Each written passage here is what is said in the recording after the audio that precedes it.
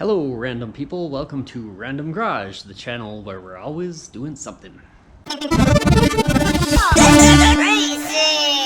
Today on Random Garage, we're doing maintenance on the old Arctic MudPro 1000. It's due for an oil change. Front and rear differentials need to be serviced. Spark arrestor needs to be cleaned. What else? Oh, new spark plugs. Valve lash needs to be checked, but the front cylinder is very difficult to get at. Probably just will be skipping that. Also, it needs a new temp sensor. I have the radiator fan just on a manual plug so I can turn it on when I want to, but I don't remember where my new temp sensor is. If I can find it, maybe I'll put that in too. So this thing's got over 2,800 miles on it. I think it had 1,700 when I bought it quite a few years ago, and really I've done a couple oil changes to it, and it's down under here. To get at that, I got to take out the storage compartment. Just kind of lift up on each of these edges here, and the whole thing kind of slides forward, pops up, that comes out. That tray comes out, and pull out these wing nuts right here. Loosen those wing nuts, take this top plate out, and then there's the dirty old air filter right there. So there's the foam filter. There's like a plastic cage that's in there that supports it. So we'll take that cage out of it, clean that filter in the parts washer, because it's actually just like a citrus solvent that's in there. Won't hurt the filter, but it'll clean it up. Then just squeeze that solvent out of it, let it dry, and then lightly oil it with some air filter oil, put it back in. And down here in the filter compartment, some junk and rocks down in there on that plug. Want to clean those out. And looks like a rubber plug. You should be able to pull up from the bottom and just empty it out, and then just stick it back into place. Gotta get the seat off, just a squeeze handle right under there. That releases the seat. These side panels just snap on and snap off. You got nipples going into rubber grommets there. And that thing that's full of rocks, that drain catch, is actually right there. It's actually, so that's right here, and just pull that right off the bottom and clean the crap out of it.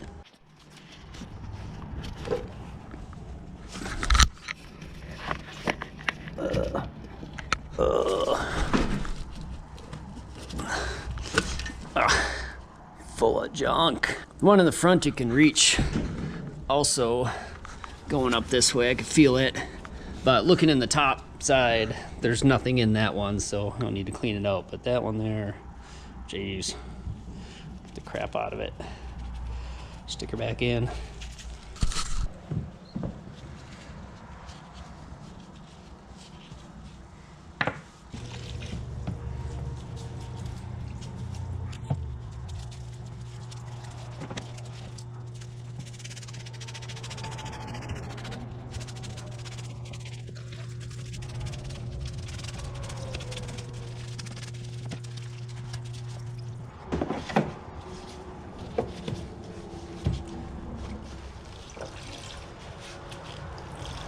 Now you wouldn't want to like twist and wring the filter, because it'll just tear. All you can do is squish.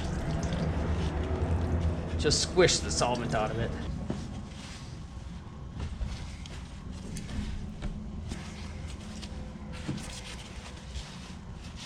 Now I'll just go set that out in the sun and the breeze to help it dry a little faster. As far as this valve adjustment, so here's the one valve cover for the rear cylinder. That's not too bad to get at. And then front one right here. So it's a little more challenging to get at.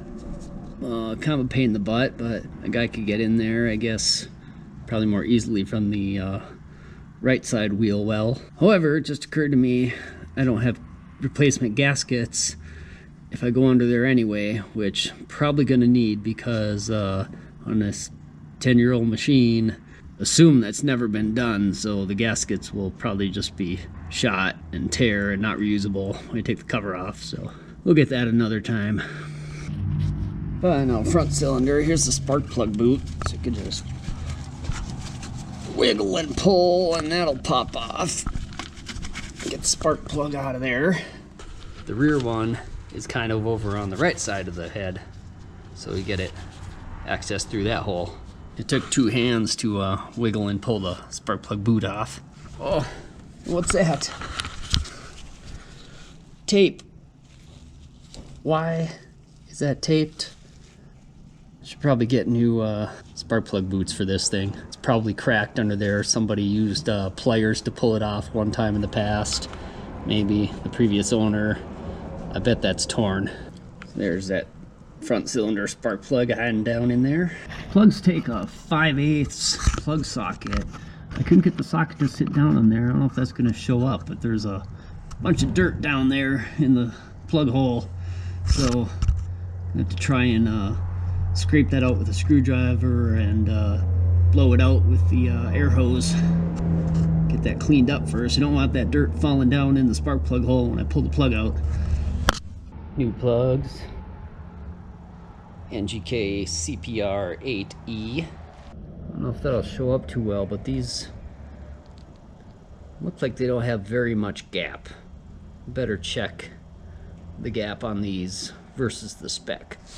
Wow, look at that nasty old plug.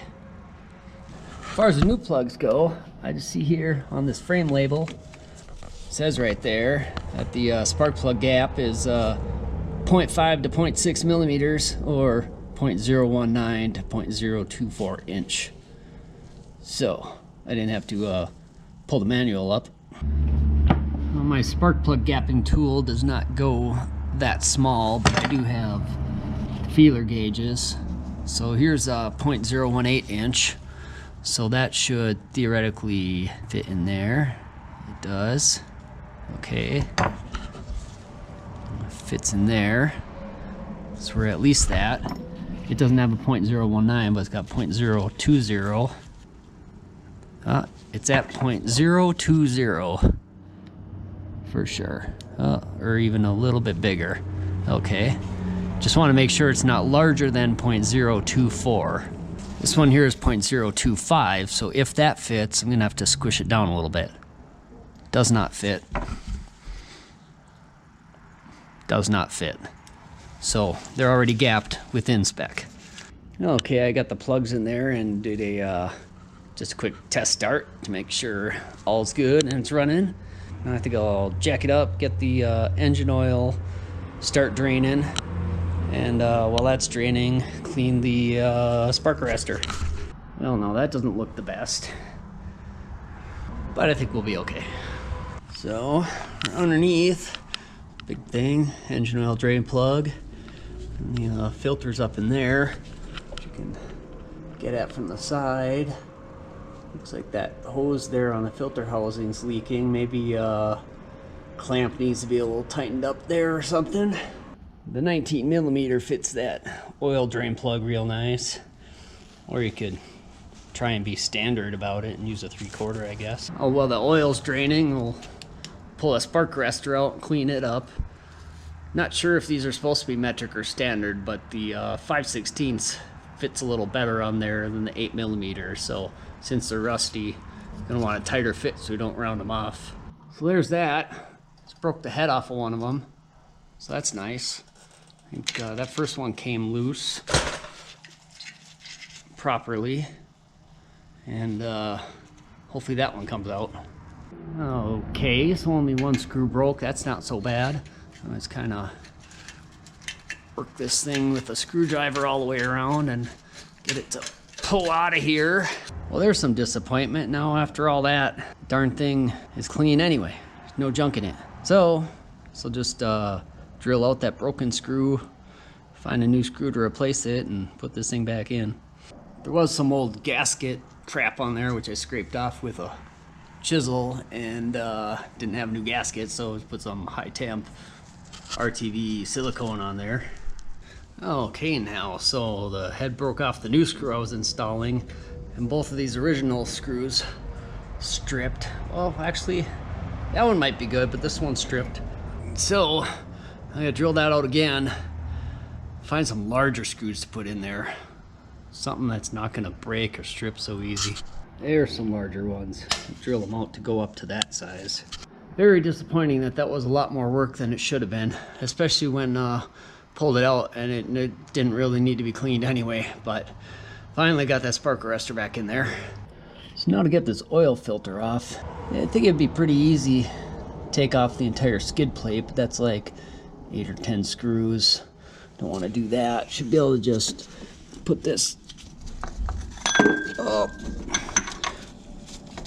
cup wrench on there. Oh, and it's too big. Oh, that sucks.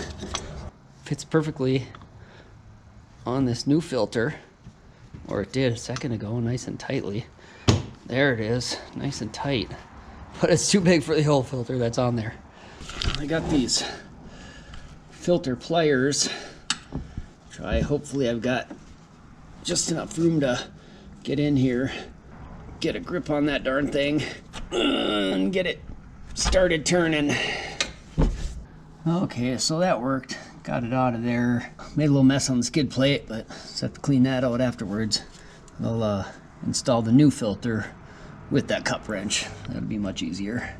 Let's go in a little fresh oil on that O-ring there. Putting the AMSOIL OW40 in here. This thing is supposed to take 2 quarts, so I'll put in 1.5 quarts, run the engine for a minute, and then check the level and make sure it's not over full on the dipstick, and add up to another 1/2 quart if I need to get it at the right level per the marks on the dipstick. Now to drain the rear differential here, the drain plug is right there. There's a hole in the skid plate so that the oil will come right out, and that's a you need an 8mm socket to get that out.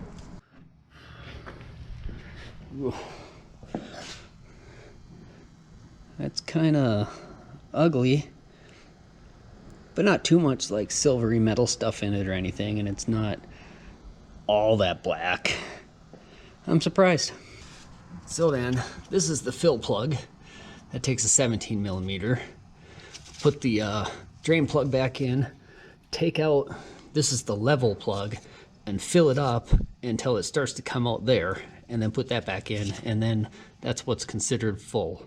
And it's supposed to be something like roughly 27 ounces, something like that. I think it's maybe like 26 in the front, 29 in the rear, or the other way around. Anyhow, 1 quart of diff fluid takes care of front and rear differentials. On all these plugs have O-rings behind them. They use the same 3 plugs on the front differential. The big plug takes a 20mm by 2.5mm O-ring, and the little plugs take a 6mm by 1.5mm O-ring. So if you don't want to, get the Arctic Cat part numbered ones, you just go to the hardware store and find O-rings in those sizes, and they will work. We'll be using the synthetic AMSOIL diff fluid in the Easy Pack. It's flexible, it's got this spout on it, makes it easy to dump in the hole there, in the fill hole in the differential. Now the fresh fluid is spilling out the level hole, then I know that I'm filled to the right level, and I can put the plug back in and that plug back in. Now as we move over to the front differential, I see that the left axle seal is seeping a little bit, but I'm not going to be fixing that. And we have the same situation as the rear diff, where on the bottom, but this one on the right side, is the drain plug, which can be accessed there through this drain hole right there. And then on the left side here is the down there, the level plug, and right there the big fill plug. Okay, so the air filter's dry. Just carefully reinstall it on its plastic cage, lightly spray it with some K&N air filter oil, and reinstall it in the wheeler. If you want to see more random garage things, hit the like button, subscribe to the channel, and turn on notifications so you get a random notification when a new random garage video is posted. If you're in the Sturgis area and you need any work done, come see me at Exit 32 Fit Shop. As always, thanks for watching, and remember, whatever you do, make sure you're always doing something.